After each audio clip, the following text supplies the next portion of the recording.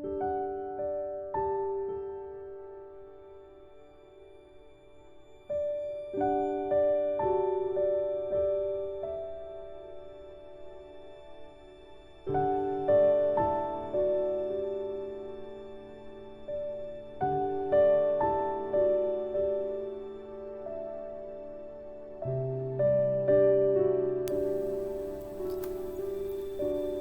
welcome to a year of eternal love.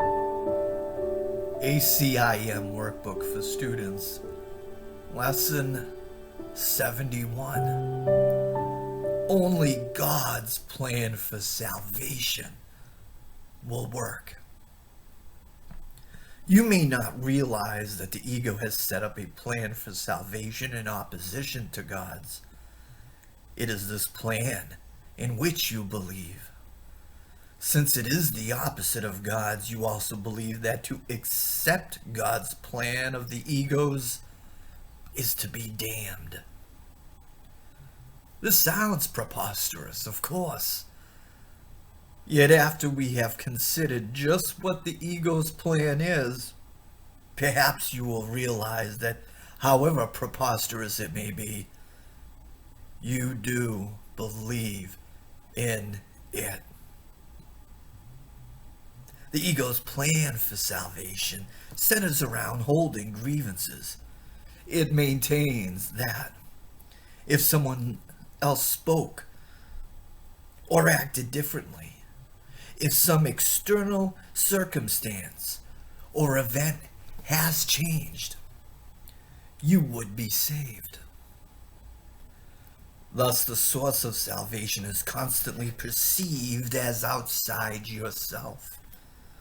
Each grievance you hold is a declaration and an assertion in which you believe. That says, if this were different, I would be saved. The change of mind necessary for salvation is thus demanded of everyone and everything except yourself. The role assigned to your own mind in this plan, then, is simply to determine what other than itself must change if you are to be saved. According to this insane plan, any perceived source of salvation is acceptable provided that it will not work. This ensures that the fruitless search will continue. For the illusion persists that although this hope has always failed, there is still grounds for hope in other places, in other things. Another person will yet serve better. Another situation will yet offer success. Such is the ego's plan for your salvation. Surely you can see how it is in strict accord with the ego's basic doctrine. Seek, but do not find.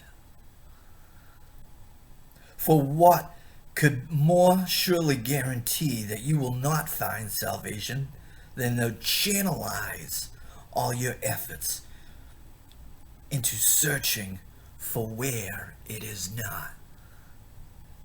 God's plan for salvation works simply because by following his direction, you seek for salvation where it is. But if you are to succeed, as God promises you will, you must be willing to seek there only. Otherwise, your purpose is divided and you will attempt to follow two plans of salvation that are diametrically opposed in all ways. The result can only bring you confusion, misery, and a deep sense of failure and despair. How can you escape all this? Very simply. The idea for today is the answer. Only God's plan for salvation will work.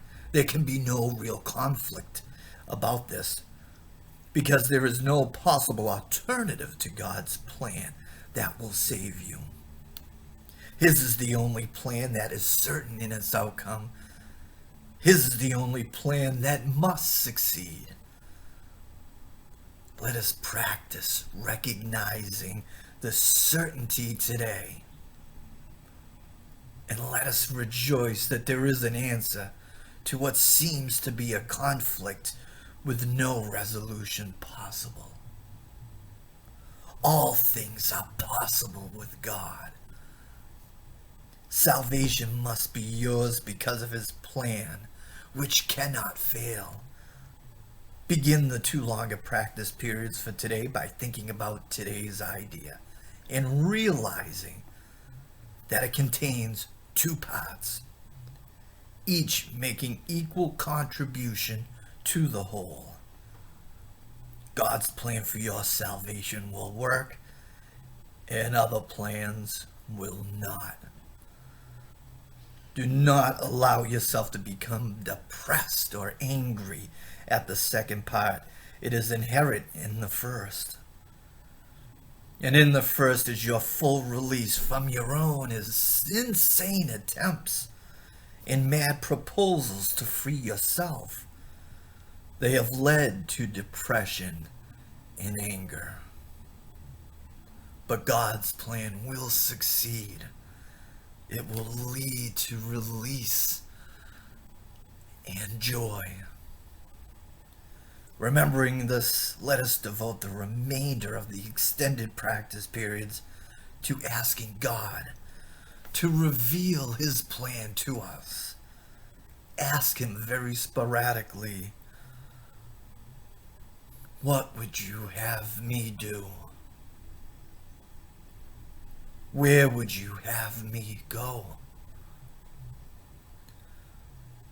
What would you have me say, and to whom? Give him full charge of the rest of the practice period and let him tell you what needs to be done by you in his plan for your salvation. He will answer in proportion to your willingness to hear his voice. Refuse not to hear. The very fact that you are doing the exercises proves that you have some willingness to listen. This is enough to establish your claim to God's answer. In the shorter practice periods, tell yourself often that God's plan for salvation and only his will work. Be alert to all the temptation to hold grievances today and respond to them with this form of today's idea. Holding grievances is the opposite of God's plan. For salvation, and only his plan will work. And for these insights, this is a further step from yesterday. When we have these temptations, when we have these illusions, when we have all these false idols, the ego thinks it has its own plan. The ego thinks it knows where to find release. It knows where to find salvation and freedom, yet it will never, ever lead you there. It hasn't led you there up to this point. You're up to this point because you know the higher being in you. You have been led to this. You have been led to listen to this today. When you have all temptations, when you have any challenges, and that the ego wants you to full charge your head with fear, hand it over. Every time that I have a challenge, I hand it over to the Holy Spirit. I hand it over to God. And I do recite, what would you have me do? Where would you have me go? What would you have me say? and to whom. And you will hear. You will know what to do. Your willingness to hear is how loud the voice will be. I want to thank you for joining with me today. This is a year of eternal love. I love you. And I hope you'll join me for tomorrow's lesson. And until then, God bless.